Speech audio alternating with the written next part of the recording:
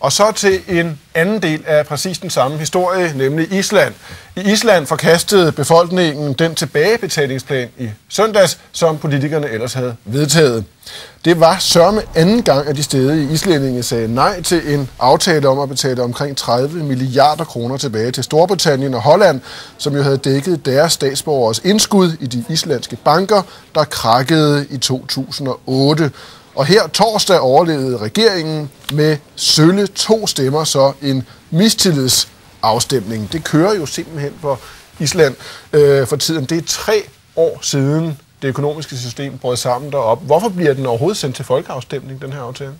Jamen, det er jo et godt eksempel på, hvor vanvittigt det er, at sådan noget overhovedet kan sendes til folkeafstemning. Fordi Island er jo kommet relativt godt igennem den her krise i virkeligheden, i forhold til dem, vi lige har snakket om. De har ikke hængt på så meget bankgæld. Så hvis man spørger folk, om de frivillige vil betale 30 milliarder kroner tilbage, så er det jo klart, at de siger nej. Det siger de gennemgående nej til. Og det er ham her, den der præsident, som jeg i virkeligheden mener, misbruger sine beføjelser ved, hver gang parlamentet har prøvet at få lavet en aftale, så udskrive folkeafstemning. Hvorfor kan han overhovedet bestemme det? Det er jo bare en præsident. Det er fordi, han formelt skal skrive under på loven. Det nægter han så. Selvom et meget stort flertal i Altinget i Island stod bag den her aftale, der i virkeligheden var en meget generøs aftale, og nu siger du 30 milliarder, det lyder voldsomt i så lille et land.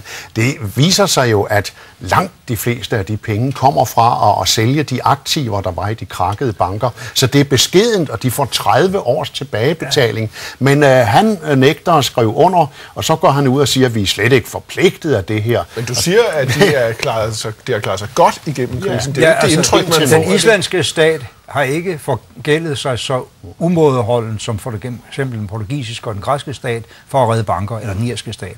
Og det vil sige, at islændingene er i virkeligheden i rigtig god gang på vej ud af den her store nedtur. Der er nogle mennesker, der hænger på noget meget højt, noget meget dyr gæld, fordi de har taget den i udenlandsk valuta, men gennemgående islandske samfund godt på vej. Det bliver jo ødelagt af den der tossede præsident. Det, I taler om her, jeg taler om bankerne flere gange.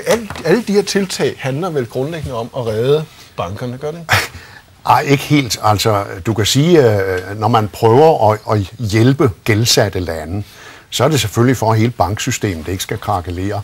Det er jo også det, der ligger bag det i Island, at der skal være den tillid til et banksystem, at de mennesker, der sætter deres opsparing ind, de har en vis garanti. Og det er det her drejer sig om.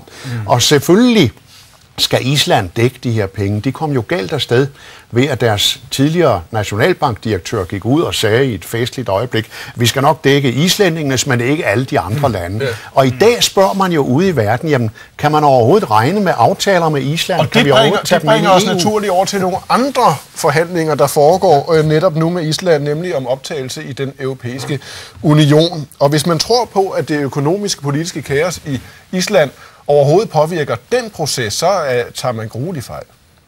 As regards the EU application, I don't see there should be any connection at all. That is a totally separate process. This is a dispute that now will go normal routes in the EAA EU system, and no one can deny that you have the right to refer a case which you cannot solve with agreements to the courts. Ævlebævle. Han siger, at forhandlingerne i unionen, de er slet ikke påvirket. Er det rigtigt? Nej, det er selvfølgelig ikke rigtigt. Altså, kan man overhovedet stole på de der islændinge? Skal man overhovedet give dem nogle indrømmelser til frem til den næste folkeafstemning, der så skulle afholdes, nemlig om de var tilfredse med betingelserne for at komme ind i EU? Det tror jeg er reaktionen nede i Europa. Jamen, det tror jeg, du har ret i, at du ser det problem. De skal jo have nogle indrømmelser, specielt på fiskeriområdet. Men hvis man sidder hos de andre lande har indtryk af, ligegyldigt hvad pokker vi giver dem, så kommer det til folkeafstemning, og så stemmer befolkningen nej. Hvorfor så give dem de indrømmelser? Og det viser så jo, alle undersøgelser viser jo, at de vil stemme nej. Så jeg er bange for, at de ikke kommer med den her gang, og jeg vil gerne sætte med på mange grunde. Og kan vi ikke være rørende, pløkhamrende ligeglade med, om islændingen kommer med i EU, eller i det hele taget fuldkommen ligeglade med islændingen?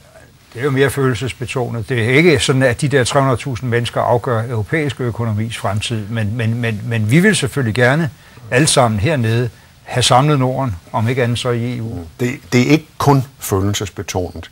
Der ligger også nogle sikkerhedspolitiske interesser i det her. Prøv at kigge på et kort, hvor Island ligger i forhold til de allernordligste områder på kloden, som jo i stigende grad er et sikkerhedspolitisk spændingsområde. Der er det vigtigt at have Island med ind i klubben. Indgår det i overvejelser omkring hele det, spiller med islandsk økonomi? Det er jo også derfor for eksempel danske, svenske og andre fly, både fra NATO og fra EU, de skiftes til at flyve patrulje over Island for at holde russerne på afstand. Det er godt, de gør det. Nu er vi nået frem til skønhedskonkurrencen. Lad os kalde det den store islandske politiske beauty contest. Uffe, hvem vil du bestemt ikke være? Tør man gætte på? Det er præsident Ólafur Ragnar Grímsson, som jo har sat det parlamentariske demokrati ud af spil. Hvorfor gør han det? Jamen, han er populist, og han vil gerne genvælges. Og han er jo vældig populær, for han går ud og siger til folk, selvom han selvfølgelig burde vide bedre som gammel professor i statsret, at I slet ikke forpligtet af de der traktater, der siger, at I skal dække, så I er så små, I skal ikke finde jer i at blive jokket på. Og han har gået hjælp med at være ude og rose vælgerne for at have stemt nej til det her. Altså, han er efter min mening en, der undergraver Islands demokrati og Islands muligheder for en ordentlig første gang var det selvfølgelig nogle 90%, der sagde nej. Nu er det nogle 50. Måske kommer det ned under 50. Hans rolle, altså, det ville jo næsten svare til, at dronning Margrethe sagde, at den der lov kan jeg ikke lide, den vil jeg ikke skrive under, vi må have en folkeafstemning. Altså, at den rolle, den islandske præsident har fået tildelt, tiltænkt i forfatningen, er ikke, at han skal lave rav i den. That would be the day, den dag Margrethe gør det. Vi skal videre til Mogens.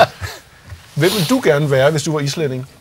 Det er jo ikke så sjovt at være islænding, men en af dem, jeg har mest respekt for i det islandske, det er den socialdemokratiske statsminister, der hedder Jóhanna Sigurdardóttir, som har prøvet at skulle gribe tøjet i den her ekstreme krise. Og overlevet en mistillidsafstemning. Har fået sendt den der ansøgning afsted til EU, selvom der også i hendes egen regering med venstrefløjen har været modstand mod det.